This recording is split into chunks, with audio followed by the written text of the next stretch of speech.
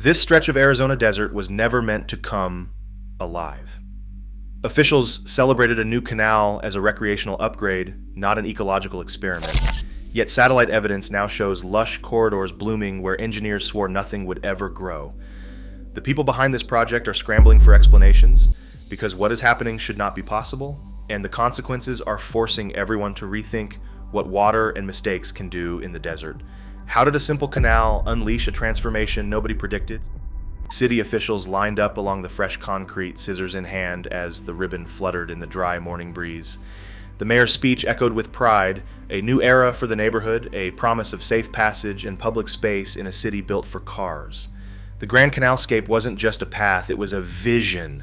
Planners described it as an artery connecting communities, a place where families could walk, cycle, or push strollers without dodging traffic. The design called for a trail fully accessible under the Americans with Disabilities Act, stretching for miles beside the canal's steady water. Public art installations dotted the route, from sculpted benches to mosaics that shimmered in the Arizona sun.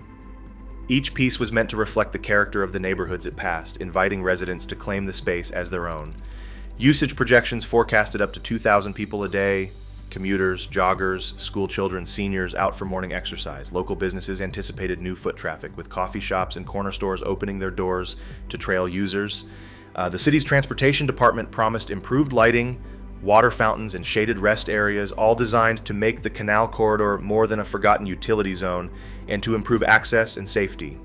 Exercise equipment appeared at intervals, offering a free gym under the open sky, where the path crossed busy streets, bright crosswalks, and warning lights aimed to keep everyone safe.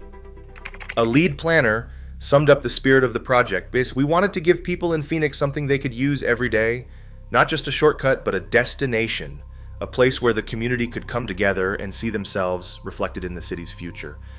On opening day, the energy was unmistakable. Families posed for photos, cyclists zipped along the new pavement, and city council members handed out reusable water bottles emblazoned with the canal's name.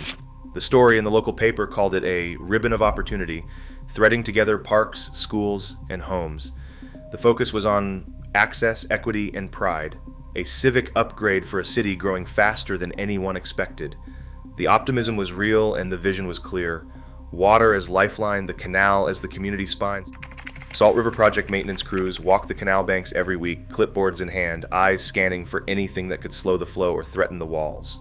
The rules here are strict and non-negotiable. No trees, no tall shrubs, nothing with roots deep enough to crack the concrete or block the heavy equipment that rumbles through for dredging and repairs.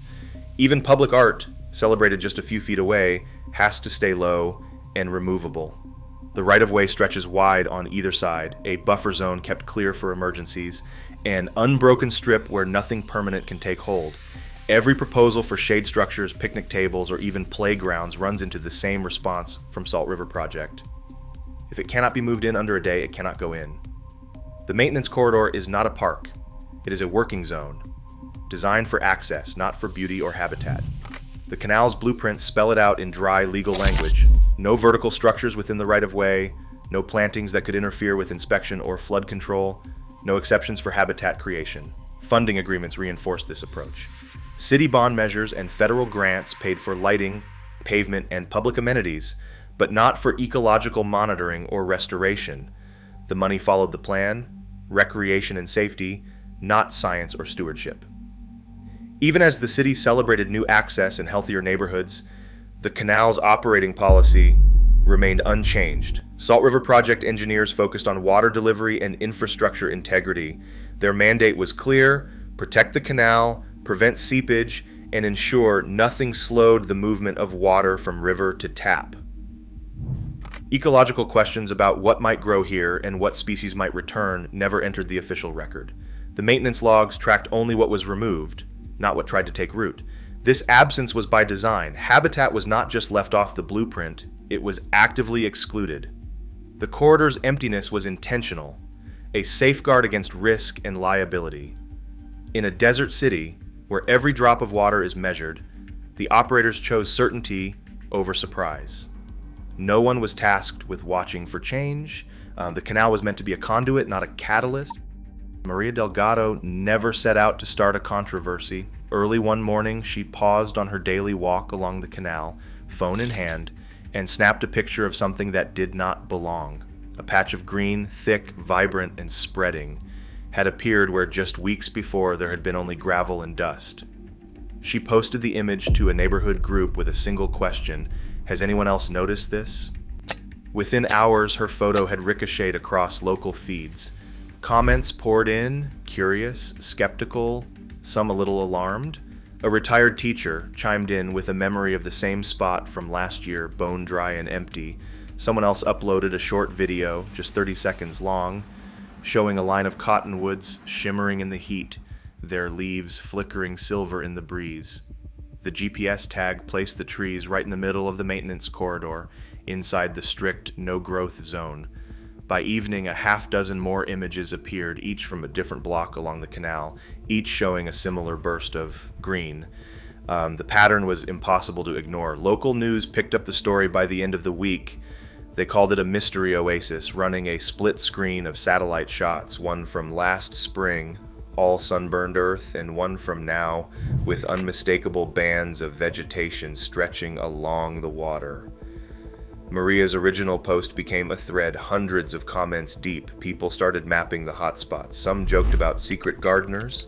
Others wondered if a city crew had planted something by mistake. A few speculated about leaks or a broken irrigation line, but the green patches did not match any known landscaping or city project. It was not just one neighborhood. Reports came in from all along the canal's west side. A cyclist uploaded a time-lapse from his GoPro, riding the length of the path and counting at least 12 distinct clusters of new growth. A group of high school students used a drone to stitch together aerial footage, revealing a zigzag of green that seemed to pulse outward from the canal, breaking up the monotony of the desert floor.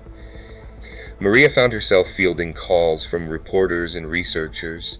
She kept walking the canal every morning, documenting changes, uploading new photos, and answering questions from strangers. What started as a curious snapshot had sparked a citywide investigation. The city's water department and SRP maintenance teams took notice. The corridor, once ignored except by engineers and joggers, had become the subject of urgent attention. People wanted answers. How did this happen? Was it safe? And most of all, was it supposed to be possible? The buzz surrounding Maria's discovery did not fade. Instead, it grew louder, drawing in not just neighbors and journalists, but scientists, eager to understand what was unfolding. The canal, built to be invisible and controlled, had become a spectacle, and Maria, by accident, had become its most persistent witness.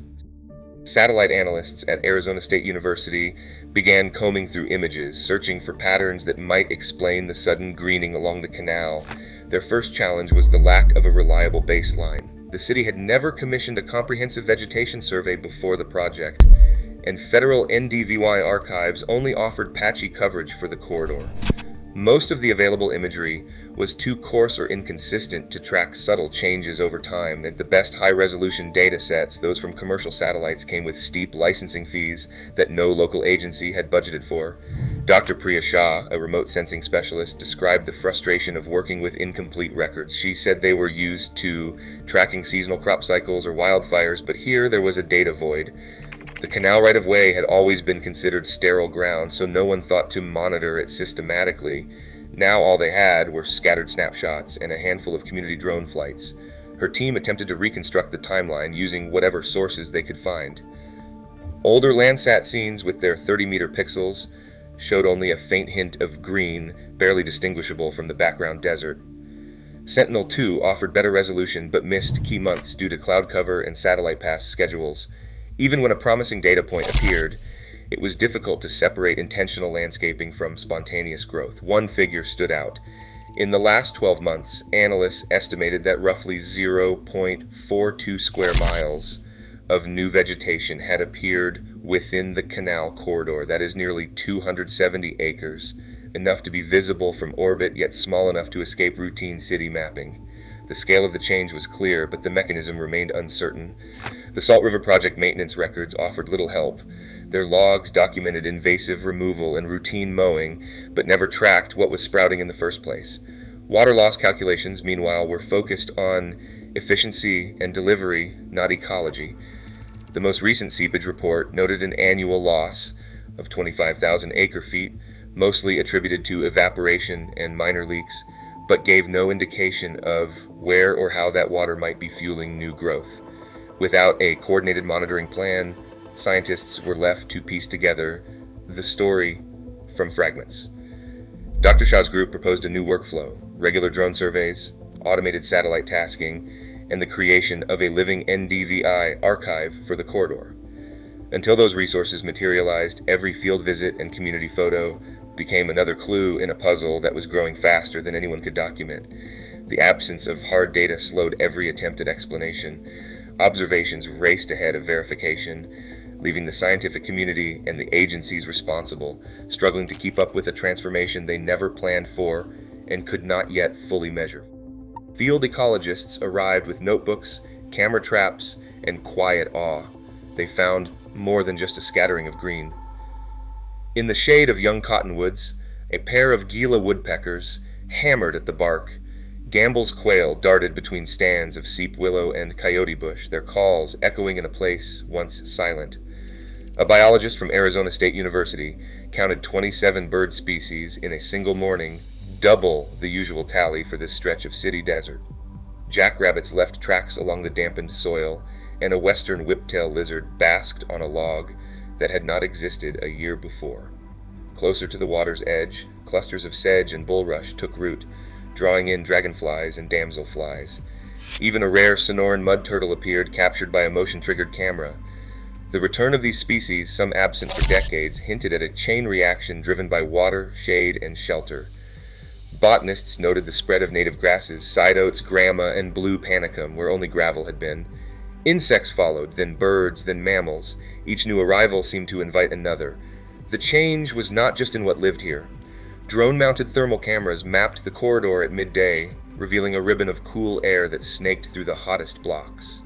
In some places, the ground under the new canopy measured 6 degrees Fahrenheit lower than the open desert just 50 feet away.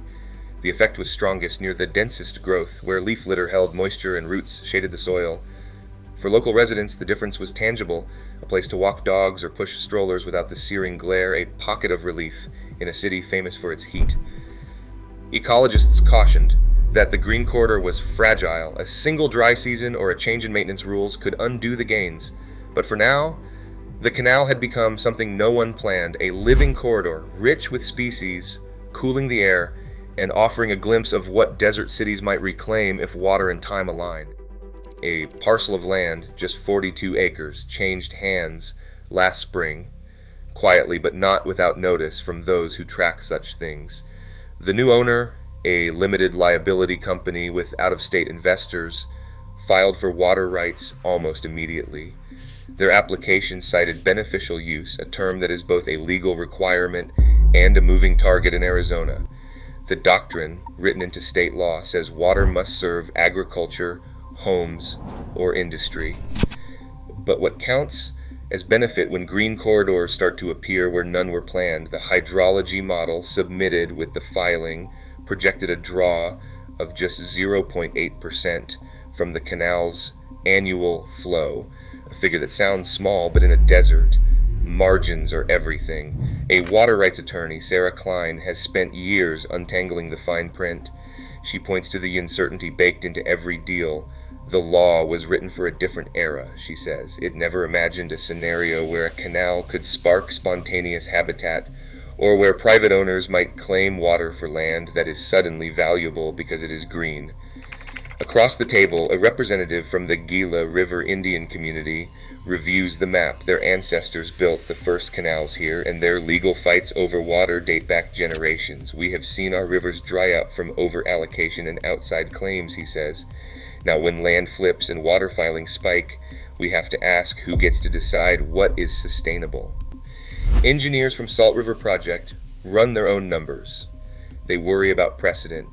If one parcel gets approval, others will follow. Each new claim chips away at the reserve, tightening the margin for everyone downstream. The maintenance corridor, once a buffer against risk, becomes a battleground for competing interests, developers, conservationists, tribal nations, and utility managers, each with a stake in how water and land are defined. No agency has a clear answer. The original canal agreements never anticipated a future where the value of land would be measured not just in dollars, but in shade, soil, and the right to keep water flowing through an ecosystem that was not supposed to exist. The questions now are urgent. The decisions made in these next hearings will shape who owns the future of the corridor. Today, Arizona's desert edge blurs as new ecosystems emerge in the wake of human engineering. Each unexpected patch of green forces scientists and policymakers to rethink what is truly possible and what is sustainable when water meets arid land. The fate of these corridors now hinges on the choices we make in real time. Sometimes the land surprises us most when we think we understand it. What would you do next? Let me know below.